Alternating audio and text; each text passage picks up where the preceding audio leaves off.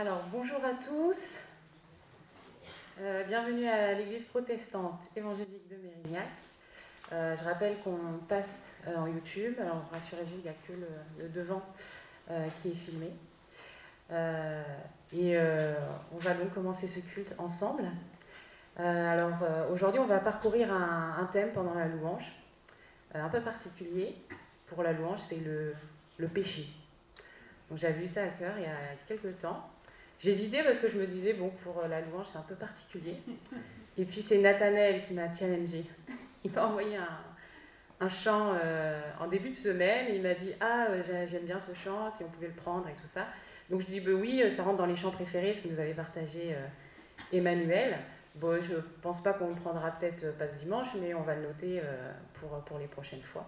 Puis quand je l'ai écouté, c'était vraiment sur ce thème-là. Donc, je me suis dit, bon, allons-y. L'idée principale, c'est l'amour de Dieu triomphe de son propre jugement. En GDM, on a commencé à étudier Romains, c'est très intéressant, très riche. Et là, on en est juste aux 2 premiers chapitres. Et en tout cas, ce que ça nous montre, c'est que l'homme est clairement pas bon intrinsèquement. Et que si Dieu le laisse à lui-même, ça va de décadence en décadence, il se détourne de Dieu et ça va de décadence morale en décadence morale. Je prends un tout petit peu d'avance sur le message de Todd qui va parler sur Éphésiens, sur les différents ministères. Il y a des dons particuliers qu'il lui a donnés à chacun. Par contre, il y a un appel universel que Dieu donne à tout le monde, c'est la repentance. Et c'est le fait aussi de le servir, de le suivre, quelle que soit la forme que ça prend, quel que soit le don que Dieu donne à chacun. Et d'ailleurs, même dans Éphésiens, après avoir présenté les 5 ministères, Paul, à la fin, il dit « pour l'édification de tous ». Le but, c'est que tous parviennent à la connaissance de Dieu, à la plénitude de Dieu. Et ça, c'est un appel universel. Il n'y a pas de préférence, il n'y a pas de choix. C'est tous ceux qui veulent se placer en Christ sont appelés à la repentance et sont appelés à se donner à lui en nouveauté de vie. Donc on va prendre ce premier chant, c'est par la grâce que nous venons. C'est la même parole qui dit, si tu comptais tous nos péchés, qui vivrait. Je pense que c'est ce que va montrer l'épître aux Romains, personne. Tout le monde est coupable, que ce soit le juif, le non-juif, celui qui a de la connaissance, celui qui n'en a pas, celui qui sait ce qu'il faut faire, mais il ne le fait pas. Le religieux, pas le religieux, tous on a besoin de Christ, tous on a besoin d'un sauveur. Je vais citer aussi quelqu'un que je suis, un pasteur sur Facebook, qui a un blog aussi, Le Bon Combat, qui s'appelle Guillaume Bourrin. J'ai bien aimé sa conclusion, je trouve que ça conclut un peu ce que va dire Paul dans Romains. Personne n'est enfoncé dans le péché au point que Christ ne puisse le sauver. Mais personne n'est bon au point qu'il n'ait besoin de Christ pour le sauver. Donc si on est plutôt dans la position de dire « Oula, moi, vraiment, quand je regarde ma vie, et voilà, c'est un peu compliqué », Dieu l'invite. Et celui qui se croit trop juste pour venir à Dieu, Dieu lui dit « En fait, tu as réellement besoin de moi ». Donc il y en a pour tout le monde. On verra que l'évangile, c'est le Fils. C'est pas un discours de morale, même si le Fils annonce certaines choses, mais c'est le Fils qui donne la vie pour vivre cette vie avec lui. Et notre vie chrétienne, c'est pas une vie de principe, de dire j'ai fait ça, j'ai fait ci, voilà. C'est que je le place en Christ pour vivre sa vie, qui me donne de vivre. Et je peux pas gagner le ciel avec mes forces, avec mes bonnes actions, avec ma bonne morale. Je gagne le ciel parce que je me place en Christ. Donc voilà, c'est ce que nous allons chanter. Je vous invite à vous lever pour ceux qui le veulent et on va commencer par ce chant. C'est par la grâce qu'on vient vers toi, Seigneur.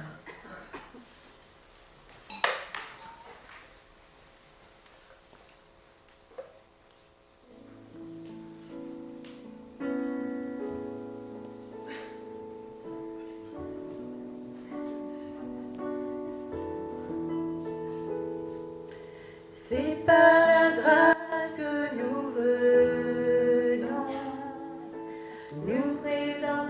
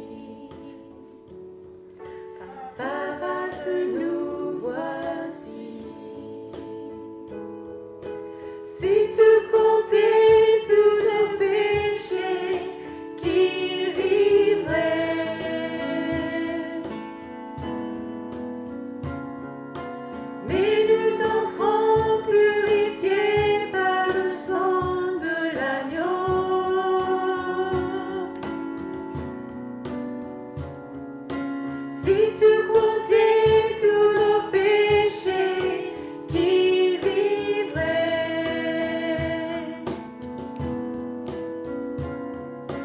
Mais nous entrons purifiés par le sang de l'agneau.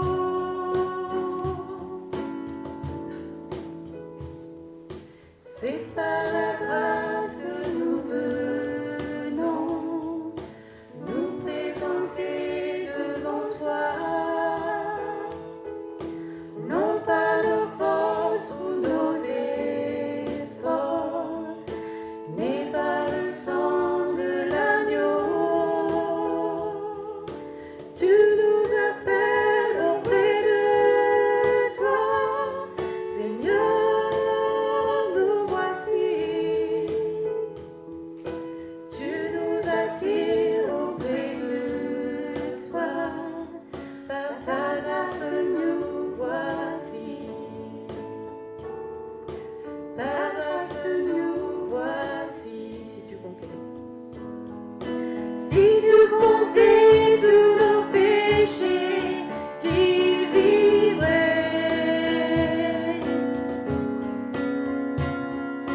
Mais nous entrons purifiés par le sang de l'agneau.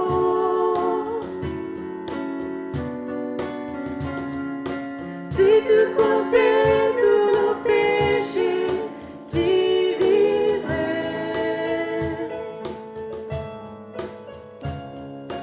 Mais nous entrons purifiés par le sang de l'agneau.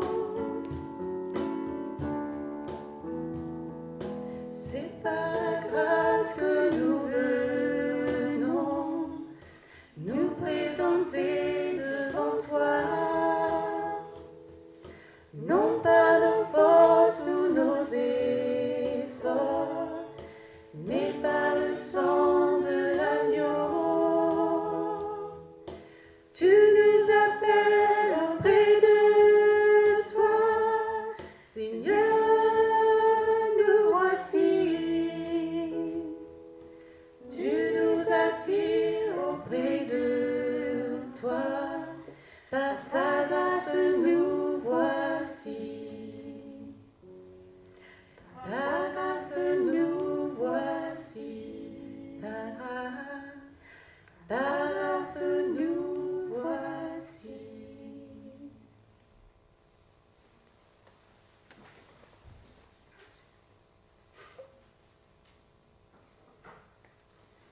Et bien, on continue avec un chant qui nous dit ce que Dieu a fait pour nous. C'est de lui, par lui, pour lui. C'est lui qui fait, par sa force. Ça vient de lui et c'est pour sa gloire.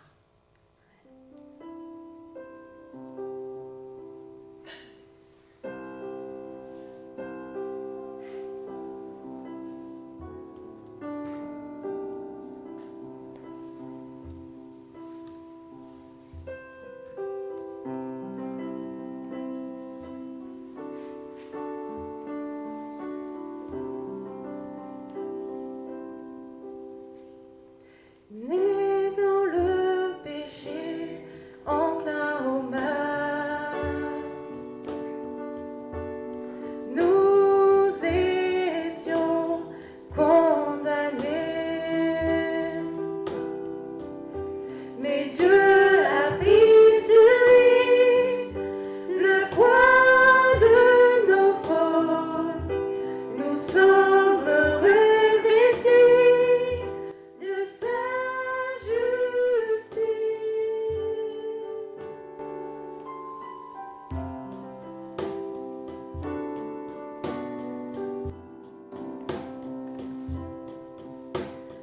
Refusons d'aimer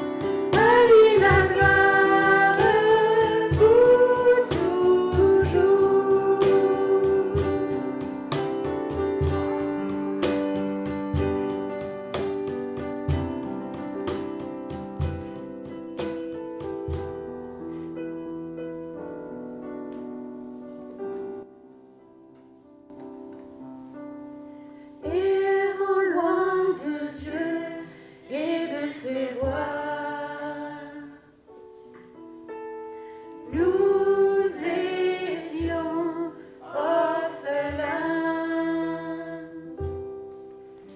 Mais Dieu nous a choisis, nous a adoptés, nous sommes héritiers de ses promesses.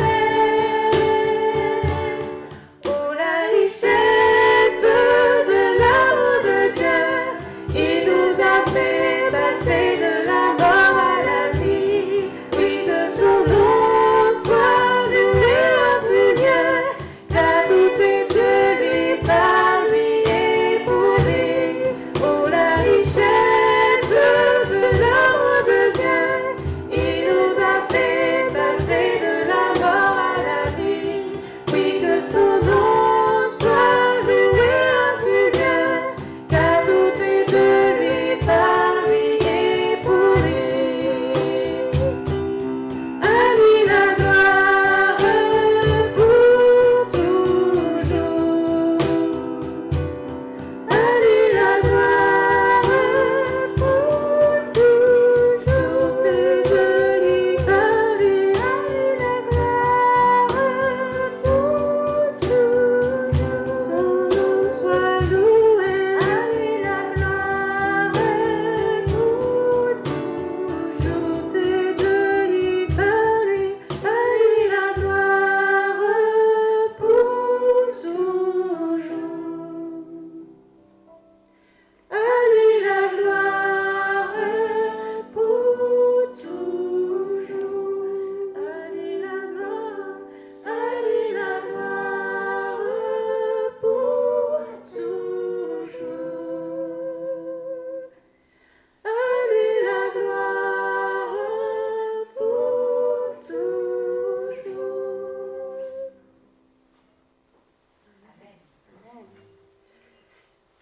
Je vais inviter Nathanaël à venir présenter le chant qu'il a eu à cœur.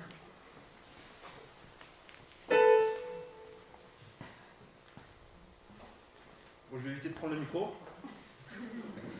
Déjà, bonjour à tous. J'ai décidé de prendre ce chant car il m'inspire beaucoup. Et, il me rappelle du coup mon baptême. C'était un moment très fort. Et on va dire que c'est un renouvellement dans ma vie.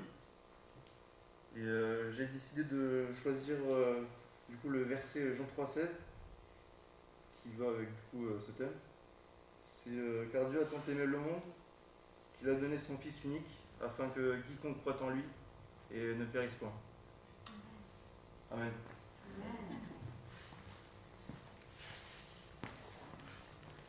Merci Nathanaël.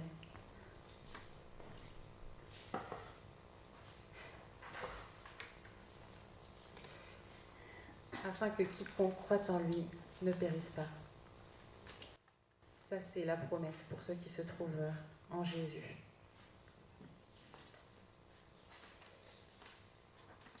Ce qu'on va voir dans ce chant, c'est que Dieu ne tient pas compte du passé. Ça, c'est pas son étalon, c'est pas sa mesure. Il regarde à sa justice qu'il a lui-même accomplie.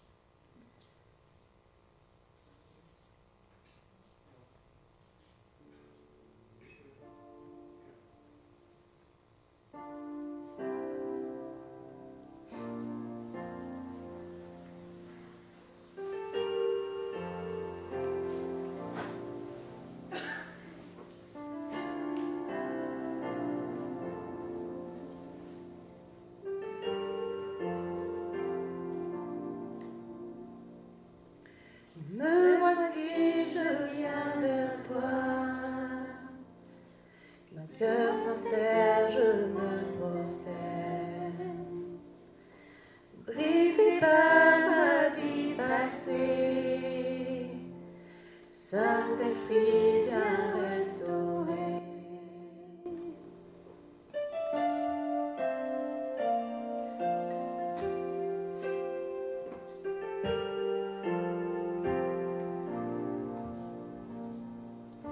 Je sais que tu es toujours là,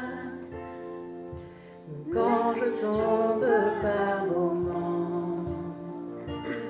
Tu me rappelles mon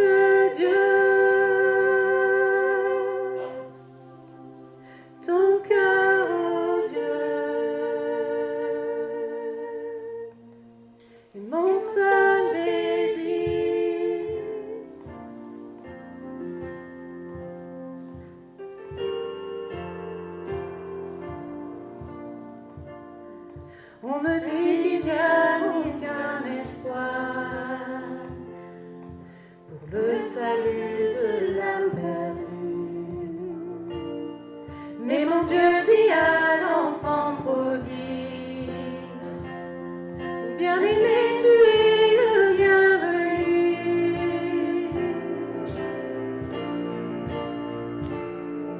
Ton amour triomphe du jugement, plus vaste que l'univers, plus fort que tout péché.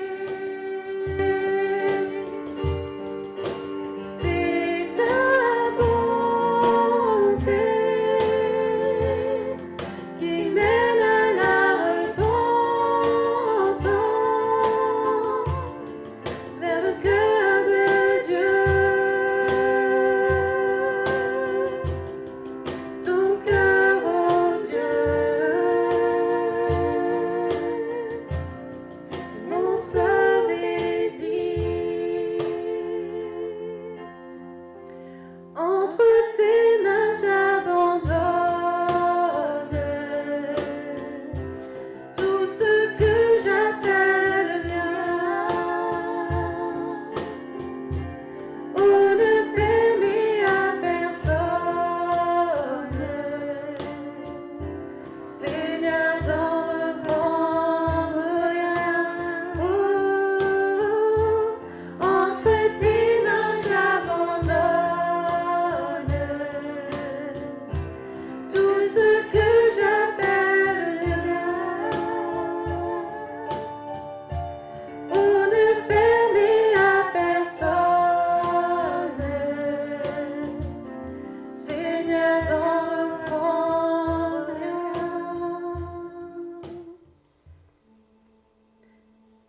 Ton amour triomphe du jugement, plus vaste que l'univers, plus fort que tout péché. C'est ta bonté qui mène à la repentance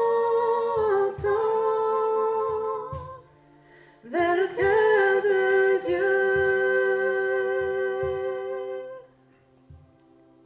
Ton cœur, ô Dieu, est mon seul désir.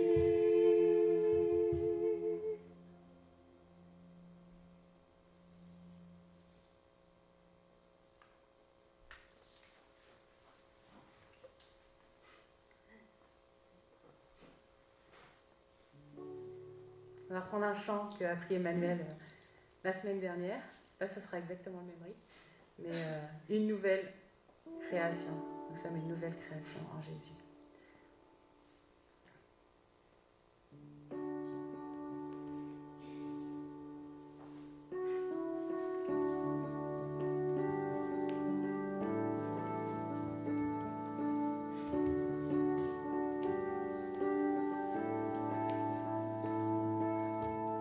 Une nouvelle création, plus sous la condamnation. Je vis dans la grâce de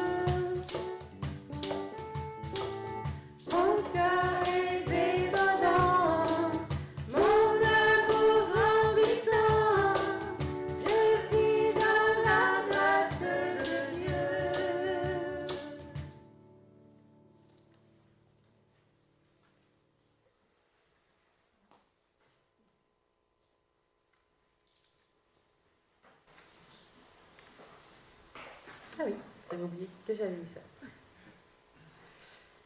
Est-ce que quelqu'un voudrait lire ce passage?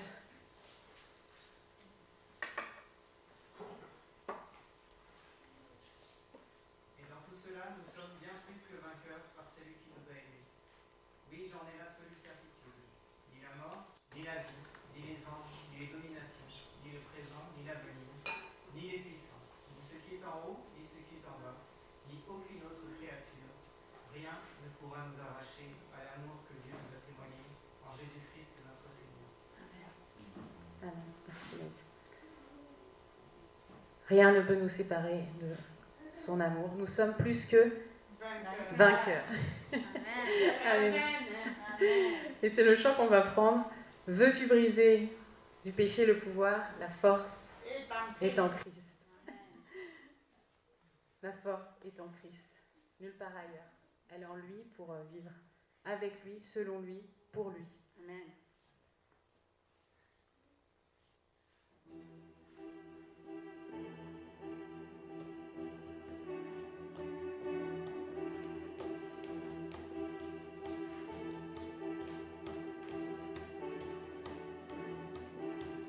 Veux-tu briser du péché le pouvoir?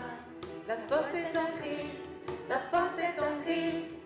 Si dans ton cœur tu veux le recevoir, la force est dans le sang de Christ. Je suis fort, fort, oui plus que vainqueur par le sang de Jésus. Je suis fort, fort, oui plus que vainqueur par le sang de Jésus. Mon sauveur, veux-tu braver et la mort et l'enfer? La force est en Christ, la force est en Christ. Jésus d'amour fait tomber tous tes vers. La force est dans le sang de Christ. Je suis fort, fort, oui plus que vainqueur par le sang de Jésus. Je suis fort, fort, oui plus que vainqueur par le sang de Jésus. Mon sauveur, veux-tu marcher toujours plus triomphant? La force est en Christ, la force est en Christ. Pour te garder, Jésus est tout puissant. La force est dans le sang de Christ. Je suis fort, fort, oui plus que vainqueur par le sang de Jésus. Je suis fort, fort, oui plus que vainqueur par le sang de Jésus. Mon sauveur, veux-tu du ciel t'approcher chaque jour? La force est en Christ, la force est en Christ. Avec Jésus, demeurer pour toujours. La force est dans le sang de Christ. Je suis fort, fort, oui plus que vainqueur par le sang de Jésus. Je suis fort, fort, oui plus que vainqueur par le sang de Jésus. Mon sauveur, mon sauveur, mon sauveur.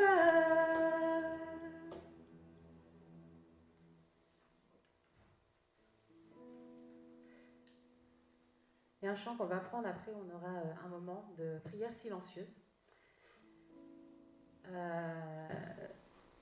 Vous parlez juste d'une petite anecdote pour présenter ça. J'ai redécouvert que j'ai un jardin chez moi, puisque j'ai taillé ma haie, et je ne savais pas que j'avais autant d'espace sur mon jardin. Donc je me dis, en fait, je peux mettre des choses, une table, des chaises, manger dehors. Bref. Et donc, mais vu qu'il fait beau ces derniers jours, je suis allée des fois dehors. Et je ne sais pas si ça vous arrive, quand vraiment c'est l'heure du midi, que le soleil tape très fort, vous allez dehors, hop, vous prenez vraiment le soleil, dès que vous rentrez chez vous, vous avez l'impression que c'est tout noir en fait. Et votre rétine met quelques secondes vraiment à récupérer toute la lumière et que ça redevienne clair. Et c'est un peu l'idée de ce chant qui me parle, c'est quand on contemple Dieu dans sa sainteté, dans sa gloire, dans tout ce qu'il est, toutes les choses deviennent pâles. C'est comme si on regarde le soleil qui est éclatant et tout le reste devient un peu quand même plus sombre. Et c'est ça aussi j'ai envie de dire, peut-être la clé, ou en tout cas dans notre combat contre le péché, c'est plus on comprend ce que Dieu a dit sur nous, mais aussi ce que Dieu est dans toute sa beauté, qu'on veut aussi marcher dans ses voies, marcher par l'esprit et pas par les œuvres de la chair, parce qu'on l'aime, parce qu'on découvre qui il est, parce qu'on voit la beauté de qui il est. Ça c'est dans nos temps personnels avec lui, dans la lecture de la Bible, voilà, des fois aussi se balader dans la nature et voir combien Dieu a bien fait les choses. Ça nous pousse à reconnaître qui il est, mais aussi à nous donner à lui et à vivre pour lui. Et dans cette même idée, c'est souvent le péché, c'est des choses qui amènent, c'est sûr, un plaisir. Si quelqu'un vole, c'est qu'il y a sûrement un gain pour récupérer quelque chose. On pourrait prendre d'autres péchés, c'est pas le but, mais il y a toujours un plaisir. Mais ça, c'est le mensonge du diable. Et ce plaisir n'est jamais un vrai plaisir, puisqu'il va amener son lot de malédiction, son lot de souffrance, son lot aussi d'éloignement du Père. Et ce que Dieu veut nous dire, c'est regarde-moi. Ce que moi j'apporte qui est bien plus beau, bien plus parfait. Toutes les lois que Dieu a données, toutes les règles que Dieu a données, elles sont pour le bien de l'homme. Il est beaucoup plus sage que nous pour avoir dire que telle chose ou telle chose n'est pas bonne pour nous. Et on se fait souvent l'illusion, par exemple, pour prendre la convoitise, quelle qu'elle soit, hein, physique, je veux telle voiture, sexuelle, je veux telle femme, etc. Toute la convoitise, c'est de vouloir quelque chose, on a l'impression que ça va nous satisfaire. Il y a toujours cette illusion que quand j'aurai ça, je serai mieux. Donc si je convoite quelque chose, c'est parce que je me dis je ne suis pas bien parce que j'ai pas cette chose. Et en fait, quand on a cette chose, on vient à la case départ, il me faut telle autre chose. Je ne suis pas encore satisfait. Et ça, c'est le diable, il nous met toujours dans ce cycle-là. Alors que Dieu, il nous dit, mais viens à moi, il y a tout en moi. Alors c'est vrai que ces projets ne sont pas toujours nos projets, qu'on n'a pas toujours ce qu'on voulait, mais ultimement, c'est toujours pour notre bien. Et là, c'est la foi, de faire confiance à ce que Dieu a voulu, à ce que Dieu a prévu pour nous. Et la lutte contre le péché, de vivre pour le Seigneur, elle est aussi dans cette lignée-là de foi, de dire Seigneur, je veux croire que toi, ce que tu as dit, que tes règlements, ils sont bons pour moi. C'est pas juste... moi, je prends toujours la pub, la petit bateau, fais pas ci, fais pas ça. C'est pas juste fais pas ci, fais pas ça, parce que bon, on sait pas pourquoi d'ailleurs. Mais non, Dieu, il a vraiment un vrai plan. Et il a vraiment des vraies règles, mais comme va dire Paul, la loi, elle est bonne. Mais par contre, elle montre qu'on n'est pas à la hauteur. Mais elle est bonne. Et ce que Dieu a érigé comme commandement, ils sont bons pour nous. Donc, qu'on soit encouragés aussi dans notre marche avec le Seigneur, quel que soit où on en est avec lui, mais qu'on soit encouragés à lui faire confiance, à aussi regarder à lui. Et c'est là aussi qu'on trouve la force en lui. Et on va prendre ce chant et après on aura un moment, on verra si on fait un peu de musical ou pas, mais on aura un moment de prière silencieuse. Et chacun pourra prier selon ce qu'il a à cœur devant Dieu, lui demander aussi son aide et être renouvelé par sa grâce aussi, son amour et ce qu'il lui dit de nous. C'est vrai que des fois on peut lutter aussi avec quelque chose dans nos vies et puis ne voir que ça et se définir que par rapport à ça. Alors qu'en fait non, Jésus dit tu as été racheté, tu as été adopté, tu as été aimé, comme on l'a vu le verset tout à l'heure, il n'y a rien qui peut nous séparer de l'amour de Christ. Je ne pense pas que c'est dans ce verset-là, mais il y en a un autre où il dit ni les persécutions, ni la souffrance. C'est vrai que ça, humainement, on peut se dire là, Seigneur, je ne sais pas si tu m'aimes vraiment. Mais non, Dieu nous aime. Et il n'y a rien qui peut nous séparer de cet amour. Donc on puisse aussi, dans ce moment de prière avec Dieu, vraiment recevoir aussi ce que lui dit de nous et le croire. Et vivre avec lui cette nouvelle identité qui nous aide à aligner ce que lui a dit de nous avec ce que nous sommes, toujours plus. Mais toujours avec son regard de grâce.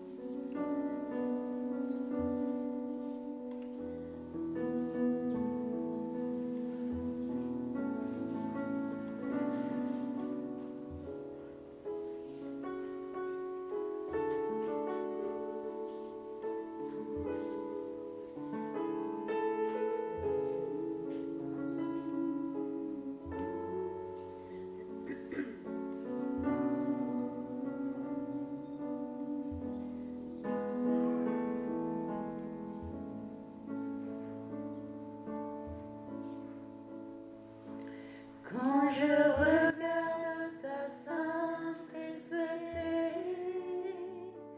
et quand je contemple ta beauté et quand toutes les choses pâlissent à ta lumière, quand j'ai trouvé la joie près de ton cœur, quand je m'enveloppe de ton amour et quand toutes les choses pâlissent à ta lumière. Oh, je t'adore,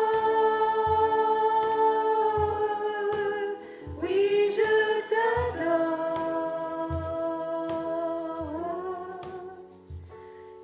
Si je vis, Seigneur, c'est pour t'adorer. Oh, je t'adore, oui, je t'adore.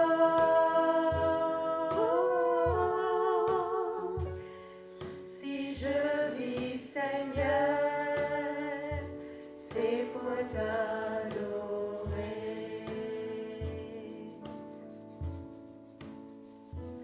Quand je regarde ta sainteté et quand je contemple ta beauté et quand toutes les choses pâlissent à ta lumière, quand j'ai trouvé la joie près de ton cœur, quand je m'enveloppe de ton amour et quand toutes les choses pâlissent à ta lumière. Oh, je t'adore, oui, je t'adore.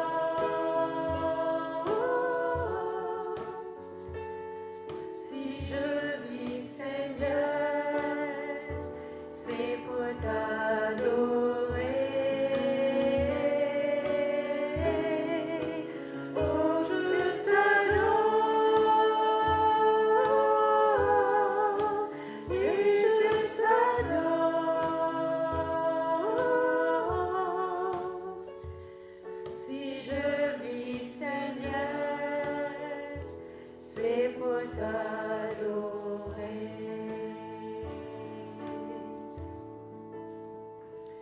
C'est la raison pour laquelle je vis. C'est la raison pour laquelle je vis. C'est la raison pour laquelle je vis. Pour t'adorer, mon Dieu.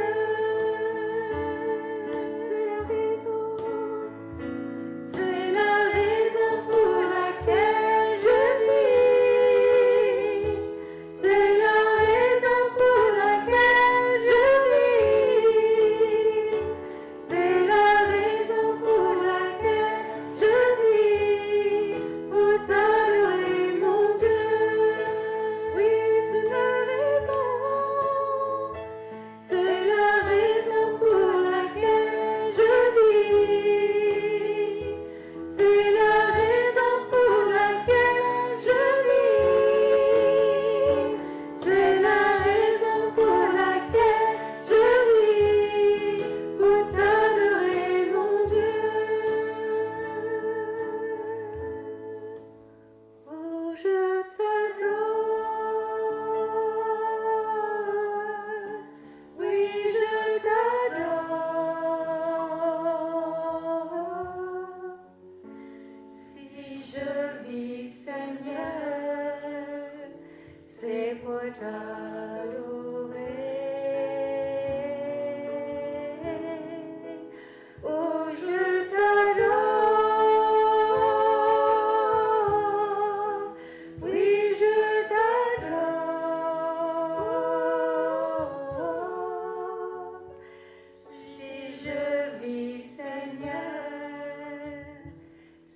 pour t'adorer.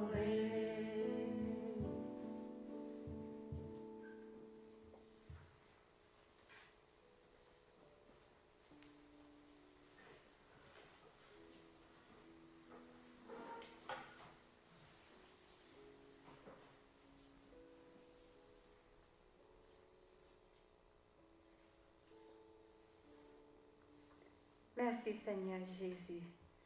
Tu es la raison pour laquelle je vis. Merci pour ta présence. Merci pour ta fidélité. Merci pour ton amour. Merci pour ta grâce. Au nom de Jésus, Amen. Amen.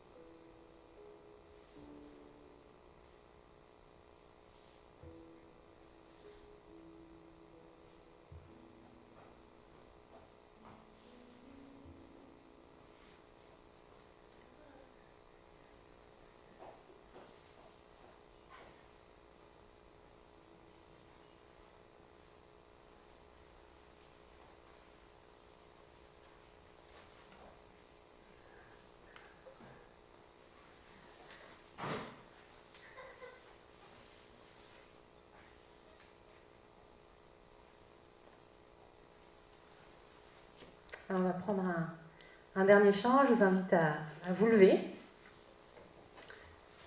Car je connais.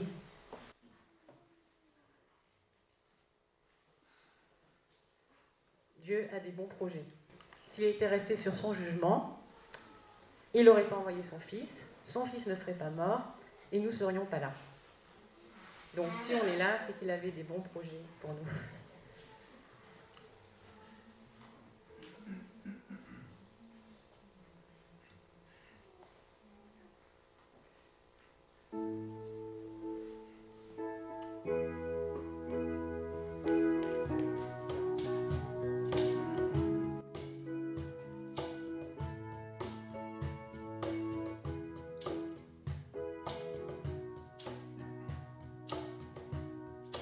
Car je connais les projets que j'ai formés sur vous.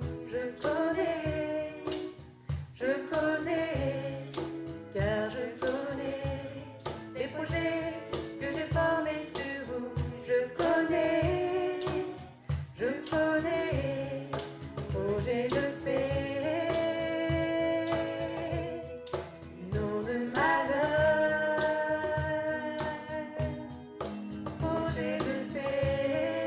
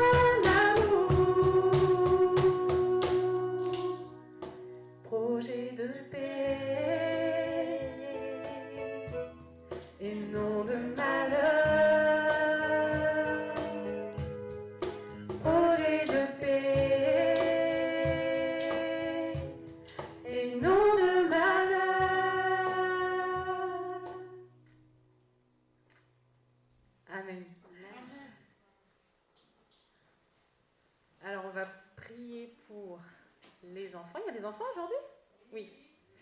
Et c'est Stéphane, si je ne me trompe pas. Ouais. Je vais prier pour vous. Seigneur, merci pour nos enfants que tu nous confies dans cette assemblée, Seigneur. Et nous te les remettons, Seigneur, pour ta grâce, Seigneur. Qu'ils soient comblés par toi, de ton amour, de ta grâce, de ta justice aussi, qu'ils te rencontrent, toi le seul vrai Dieu.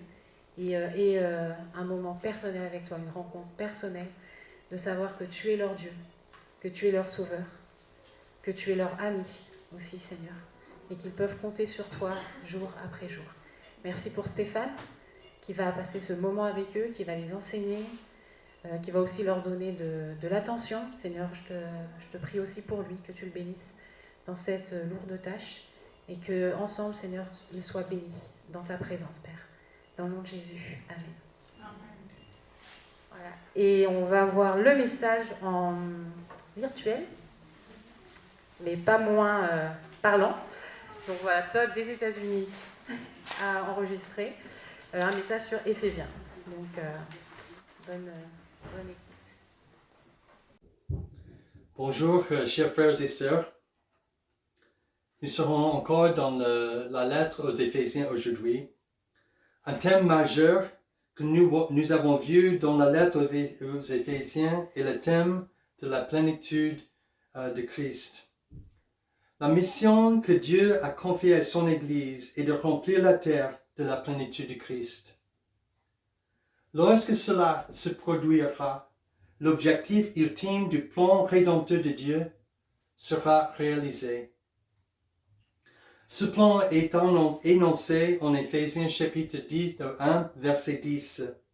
Il est écrit « Réunir toutes choses en Christ, celles qui sont dans les cieux et celles qui sont sur la terre. » Dans cette optique, permettez-moi de passer rapidement en revue de ce que nous avons déjà appris dans la lettre aux Éphésiens. Dieu fournit tout ce dont nous avons besoin pour accomplir la mission qu'il nous a confiée. Au chapitre 1, nous voyons que Dieu nous a choisis pour le rejoindre dans sa mission.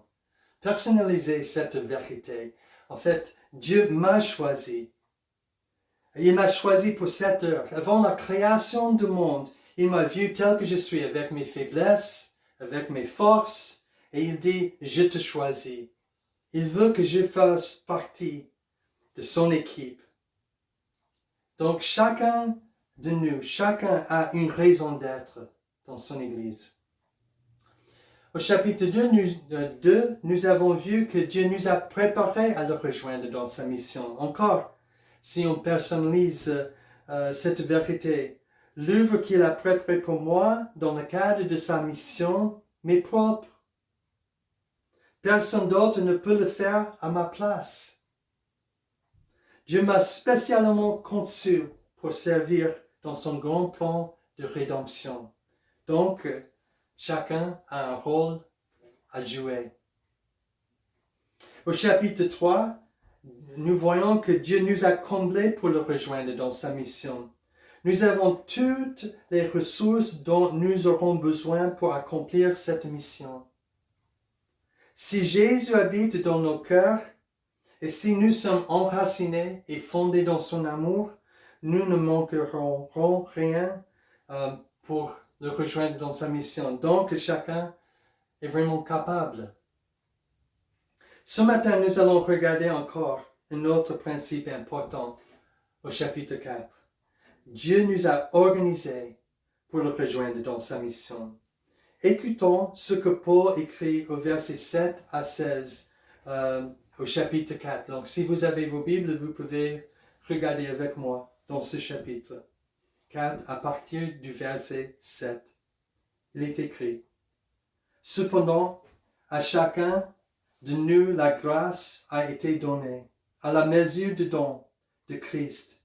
C'est pourquoi il dit « Il est monté sur les hauteurs, il a amené des prisonniers, il a fait des dons aux hommes. » Or, que signifie « Il est monté » sinon qu'il est aussi descendu dans les régions les plus basses de la terre. Celui qui est descendu, c'est celui qui est monté au-dessus de tous les cieux afin de remplir tout l'univers. C'est lui qui a donné, les uns comme apôtres, les autres comme prophètes, les autres comme évangélistes, les autres comme bergers et enseignants. Il a fait pour former les saints aux tâches du service en vue de l'édification du corps de Christ, jusqu'à ce que nous parvenions tous à l'unité de la foi et de la connaissance du Fils de Dieu, à la maturité de l'adulte et à la mesure de la stature de la plénitude de Christ. Ainsi, nous ne serons plus de petits enfants ballottés et emportés par tout vent de doctrine, par la ruse des hommes et leur habileté dans la manœuvre d'égarement. Mais en disant la vérité dans l'amour, nous grandirons à tout point de vue vers celui qui est la tête, Christ. C'est de lui que le corps tout entier, bien coordonné et solidement uni aux articulations dont il est muni, tire sa croissance, en fonction de l'activité qui convient à chacune de ses parties et s'édifie lui-même dans l'amour. Ce passage nous enseigne que Jésus a donné 5 dons magnifiques à son Église qui conduisent chaque croyant à s'impliquer dans sa mission. Jésus a organisé son Église pour qu'elle puisse faire l'expérience de sa plénitude et remplir la terre de sa plénitude. J'ai préparé un schéma pour vous expliquer la structure du passage. Au verset 7, Paul donne le point principal qu'il veut souligner. Donc, verset 7, il donne et le reste est l'explication. Il dit au verset 7, cependant, à chacun de nous, la grâce qui est charis a été donnée à la mesure du don de Christ. Puis les versets 8 à 16 développent et expliquent ce point principal. Et dans les versets 8 à 11, il explique comment cette grâce se manifeste dans l'Église. Ces versets sont une citation du psaume 68, psaume qui parle de roi vainqueur. Et Jésus est notre roi vainqueur. C'est celui qui a vaincu la mort, le péché et toute force qui s'oppose à Dieu. Et maintenant, il offre à son Église 5 dons importants.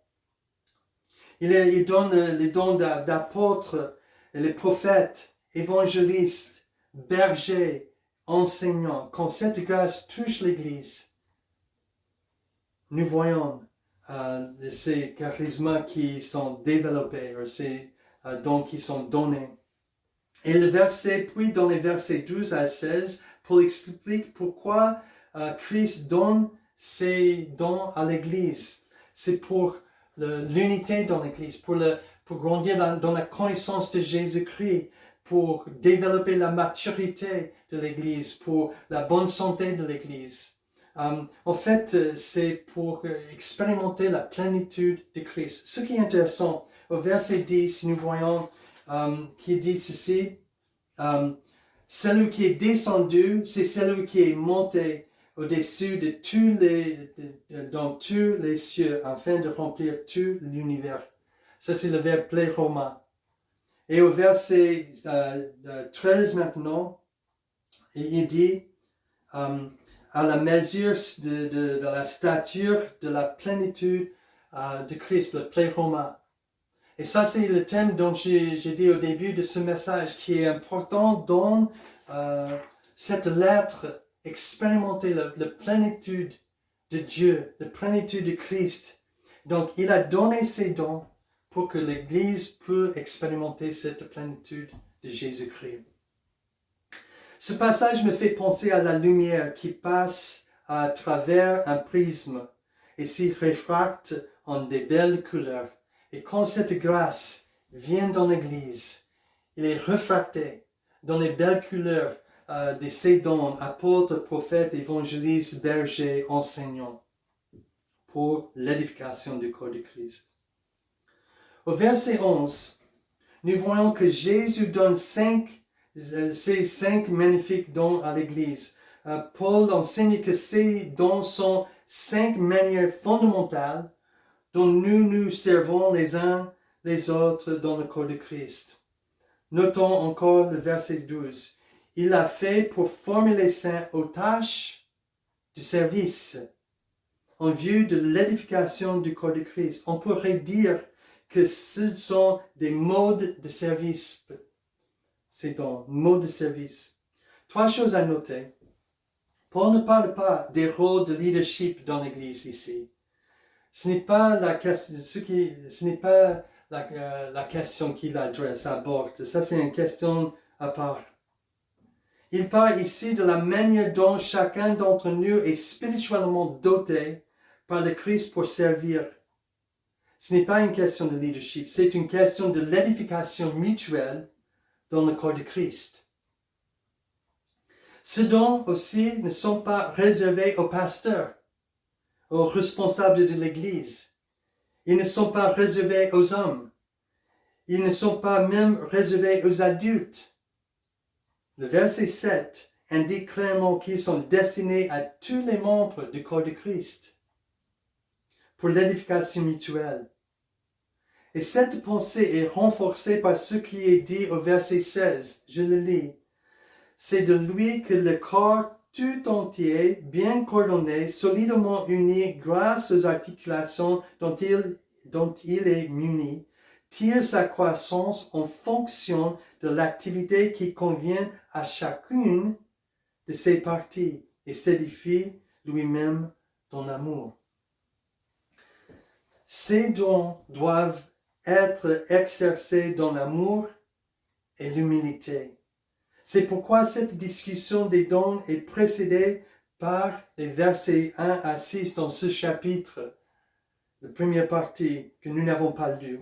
Paul exhorte les Éphésiens au chapitre 2 et 3 en disant « En toute humilité et douceur, avec patience, supportez-vous les uns les autres dans l'amour. Efforcez de conserver l'unité de l'esprit par le lien de la paix. » Je pense que les 5 dons se développent avec l'expérience et la maturité. Je dis cela parce que l'ensemble du passage a un caractère l'air organique. Paul parle du corps. Les choses grandissent et mûrissent. Par conséquent, je crois qu'il en est de même pour l'exercice des dons. Un prophète mature exercera son don avec humilité et grâce. Un prophète immature peut voir des choses qui ne vont pas dans l'Église, mais il exprime son inquiétude d'une manière dure et peut-être arrogante. Ceci est vrai pour chacun des dons que nous allons explorer. Pour le don d'apôtre, pour le don d'enseignant et tous les autres.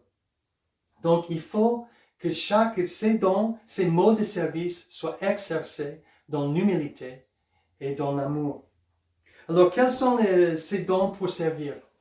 Apôtre. Apôtre signifie l'envoyé. Ce sont ceux qui ont l'esprit d'initier les choses. Ils sont les entrepreneurs et les pionniers. Ce sont ceux qui ont toujours de nouvelles idées pour lancer des nouveaux projets. Ils veulent élargir et d'étendre le royaume de Dieu. En général, ils ne sont pas trop orientés vers les détails.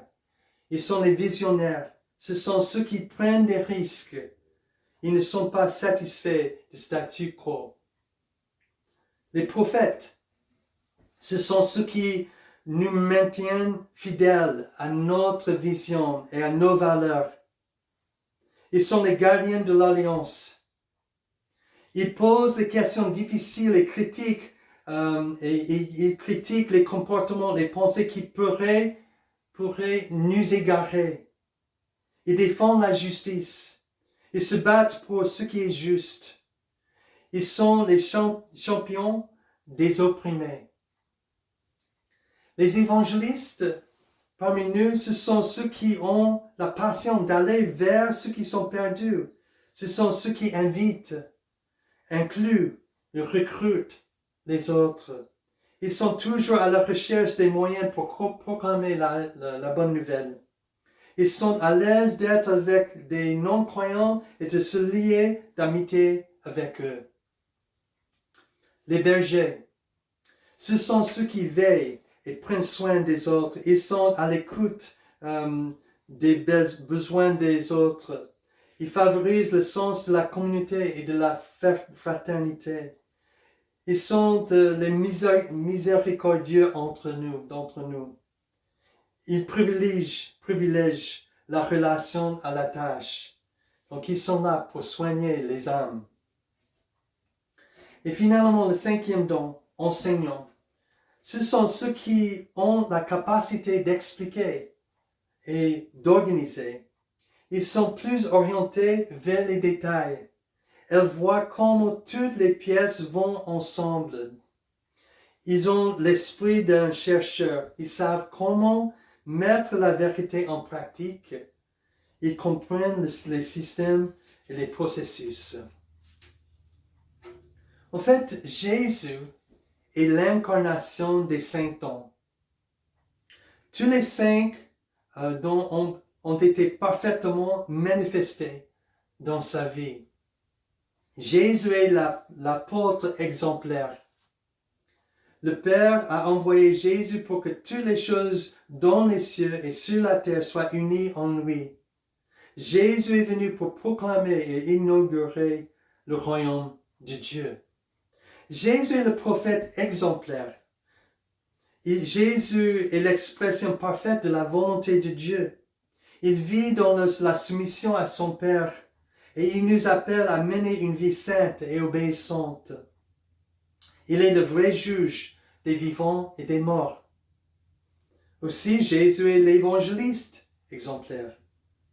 Il est le sauveur de l'humanité. Dans Luc chapitre 15, c'est lui qui cherche la brebis perdue, la monnaie perdue, le fils perdu.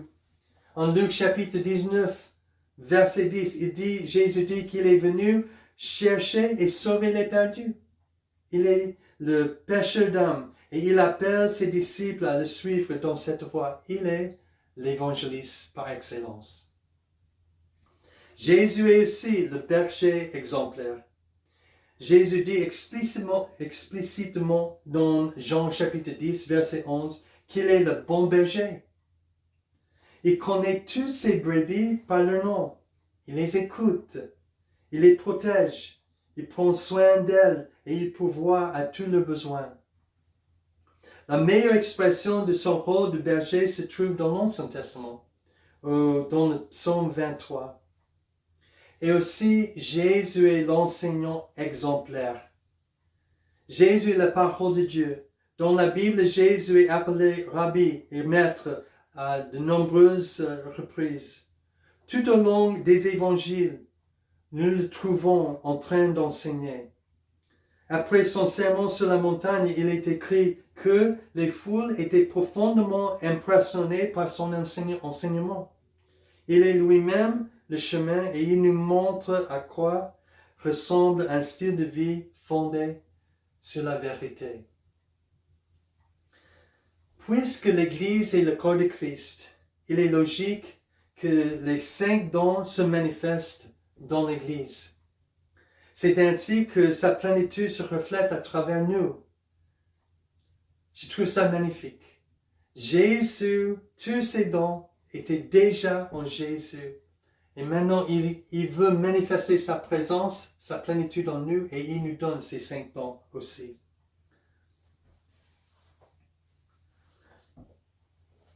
Au chapitre 1, verset 22, donc c'est pour la deuxième fois que Paul parle de l'Église en tant que corps de Christ. Et nous avons déjà vu au chapitre 1, verset 22-23, qu'est-ce qu'il dit? Dieu a tout mis sur ses pieds. Il a donné Jésus pour chef suprême à l'Église, qui est son corps, la plénitude de celui qui remplit tout en tous. Nous voyons la plénitude de Christ dans tout cela et dans le corps de Christ. C'est une chose merveilleuse lorsque les dons travaillent ensemble dans l'harmonie. Nous commencerons à voir la beauté et la gloire de Christ.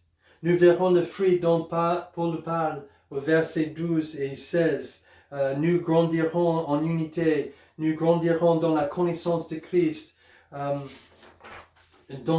maturité, en stabilité, en amour. Mais lorsque ces dons ne fonctionnent pas comme ils devraient, notre croissance et notre impact sur le monde sera freiné.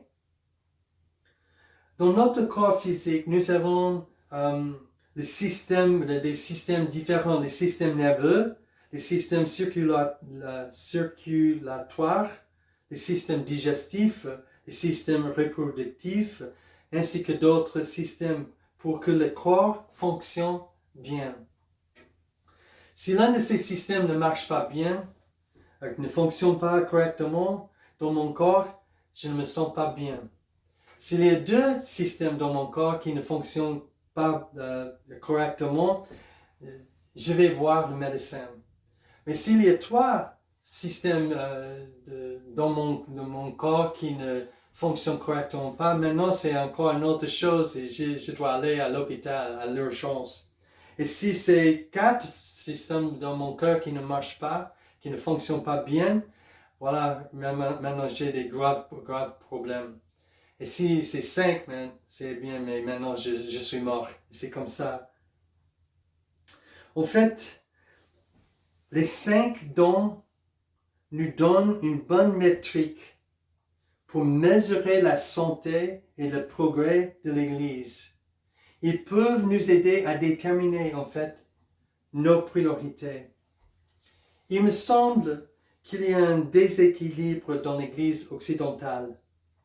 Nous avons accentué le ministère de l'enseignement. L'enseignement est bon, mais si ça ne mène pas à l'action, c'est une autre chose. Si c'est au détriment des autres ministères, le ministère d'apôtres, d'évangélistes, de prophètes, de bergers et des autres choses, ce n'est pas une bonne chose. Les dons peuvent servir comme une métrique pour nous guider. Je connais les églises qui ont des bons enseignements, ils sont toujours là, et ils étudient la parole de Dieu, ils parlent,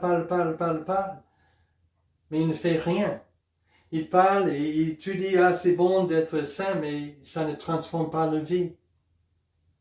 Nous devons trouver un bon équilibre dans l'église, où tous les modes de service, tous ces dons soient exercés d'une manière équilibrée, pour avoir l'harmonie, pour expérimenter la plénitude de Jésus-Christ. Dans le même ordre d'idées, il y a un problème dans les églises occidentales où le pasteur ou le clergé professionnel sont considérés comme ceux qui exercent le ministère et tous les autres ne sont là que pour aider ou pour applaudir. Mais cela limite l'efficacité de l'Église. Cela conduit à l'épuisement. Cela conduit au déséquilibre dans l'Église. Le pasteur n'est pas la personne qui peut tout faire. Il a ses forces et ses faiblesses. Il n'est qu'une partie du corps. Il doit travailler en collaboration mutuelle avec l'ensemble du corps des croyants pour que l'Église devienne ce que Paul décrit dans ce passage. Comprendre et exercer les 5 dons libérera l'Église pour un service efficace. Je peux témoigner de tout cela. Pour terminer, permettez-moi de partager avec vous quelques remarques sur la pratique. Les 5 dons sont les modes de service pour l'édification du corps de Christ. Chaque croyant est spirituellement doté par le Christ pour servir les autres. Nous avons vu 5 manières que ce don de grâce est exprimé. Apôtres, prophètes, évangélistes, bergers et enseignants. Comment découvrir notre don de service? Je pense que le meilleur moyen est de commencer à servir. Rejoignez Jésus dans sa mission. En servant, votre don ou votre mode de service commencera à apparaître. Un bon exemple de cela est celui d'Étienne et Philippe dans le livre des Actes des Apôtres. Nous lisons au chapitre 6 qu'ils ont commencé par servir les tables et distribuer de la nourriture aux veuves. Mais dans le processus de leur service, ils commencent à découvrir leur vrai don.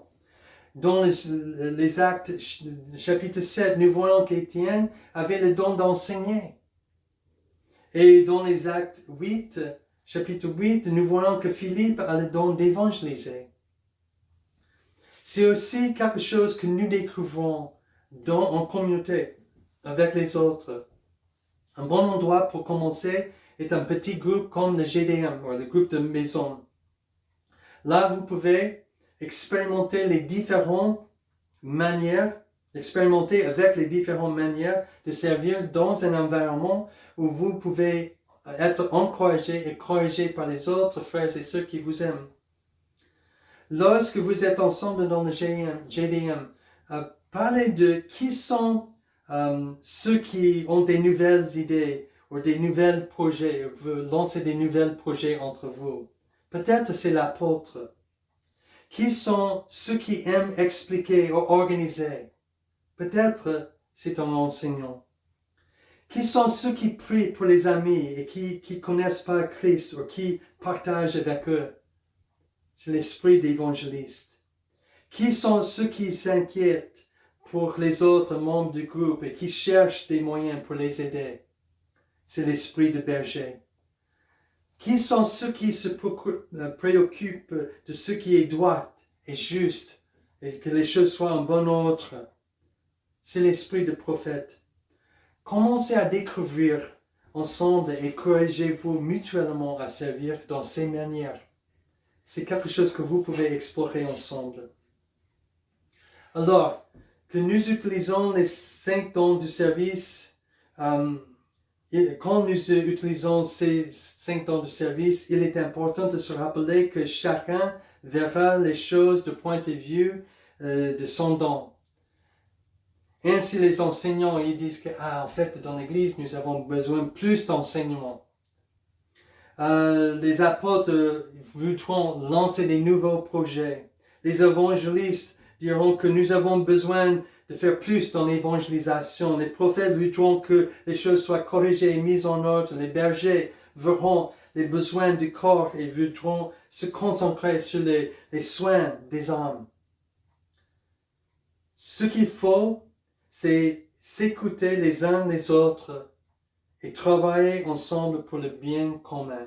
Donc, au lieu que ça soit un conflit, que nous utilisons et que nous regardons l'un à l'autre pour travailler ensemble. Et par cela, la plénitude de Christ sera révélée. Parfois, les bergers parmi nous seront irrités par les prophètes et vice-versa. Vous êtes trop dur, non, vous n'êtes pas assez dur avec les personnes. Parfois, les enseignants seront frustrés par les évangélistes qui conduisent les gens à Christ, mais qui ne font pas assez pour les suivre.